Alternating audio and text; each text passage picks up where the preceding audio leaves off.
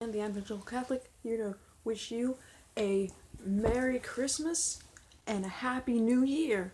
I can't believe it. So I kind of sort of saved the best for last. I wanted to talk to you about a few glory stories of my 25 years of life, and one of them is definitely having the Eucharist and having that time in adoration, in silence, and being able to have that peace and quiet, being able to receive the Eucharist as a sacrament, and how much peace and warmth that can bring me from time to time. And I'm just grateful for it because at least I know that this is the body of Christ and that it's a gift to me and so many countless other people, that God gives Himself totally to us, body, soul, and spirit, since God is spirit, but now He has become human, and we remember that every Christmas, that He became human, and now He has like a human body, and He gives that to us. He gives us everything, holding absolutely nothing back. And it's such a blessing and a gift, even though I don't always receive the Eucharist like every day. And when I do, maybe I don't feel the warmth or peace all the time, but even then I'm very grateful, and I'm grateful for the times that I do feel some warmth, some peace, some sort of comfort from either receiving the Eucharist at Mass or from just being present in front of the Eucharist at adoration.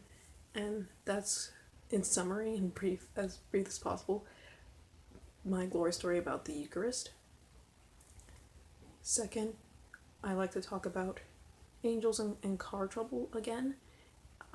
First off, a shout out to my guardian angel, because he's been protecting me all these years, and I'm grateful that I've avoided most accidents and haven't been in an accident in like a year or so of any kind. And I'm grateful that that I am alive and well, and that I didn't receive any serious injuries, and that any accidents that I've been in weren't very serious, and the car was still functioning, and most of all, of course, that I was still functioning. And considering the commute that I have, it's about like 40 minutes drive. It's a miracle, I think, in my mind, and it's a sign that my guardian angel has been protecting me, and he oftentimes works along with my conscience to encourage me to do what is right in the moment, but also after the fact, if I unfortunately sin, that to do what's right, to repair for that, to reconcile with God, to go to confession. And he's always been there for me, even though I don't always acknowledge it, and today I am. So thank you once again, guardian angel. You truly are my best friend. Even though I don't always see you, I see the effects of what you do in my life, because it's so easy while driving for like 40 miles, and you're almost going like 30 minutes or so, just going straight for 30 minutes. You kind of zone out a little, and it's not too much of a big deal when you're going without traffic, but oh man, when there's traffic, it's terrible. And there's all sorts of accidents that happen around me.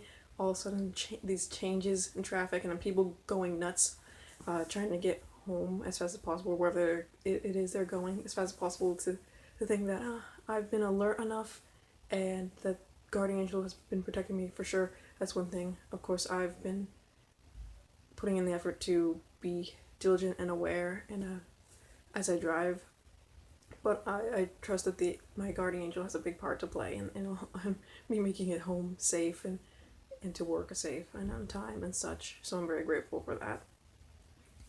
So another sort of angel sort of car related thing is that years ago, I don't remember all the details, but I was maybe like 9 or 10, and I was in the car with some of my siblings, my cousins. My aunt was like, I think it was her who was driving, and we were trying to get to the gas station, and the car just stopped while we're kind of like in the median sort of turn lane, and we're kind of like stuck. And I don't remember all the details again, but I'm pretty confident that something caused the car to stop, and we were just stuck, and we're kind of like nervous.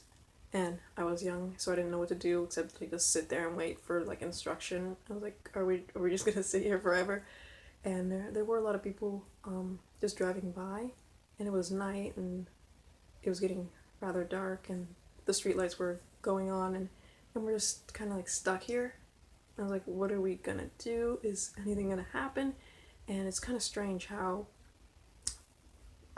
almost out of nowhere, almost out of the darkness, the traffic kind of slows down a little bit, and out comes, again, it's kind of blurry details, but I think there's a man, maybe two men, who come in this white truck, and again, I might be making stuff up because it's hard to remember, but I think one guy was like wearing some, like a white shirt and, jeans or something like that, and I don't remember, but it might have been one or two guys, and they come and help us, and we're not in like a tiny car, we're in like this big car, this Suburban, and we're all in it, and they decide to help us by pushing the car across like maybe 3 or 4 lane street to the gas station where we could get help and we would be safe, at least out of the way of traffic.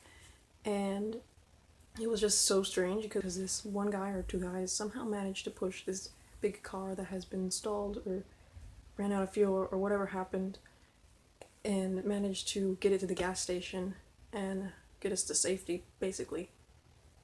And to me, this is like more like a testament to the kindness of strangers and to like God's grace that He could work through these people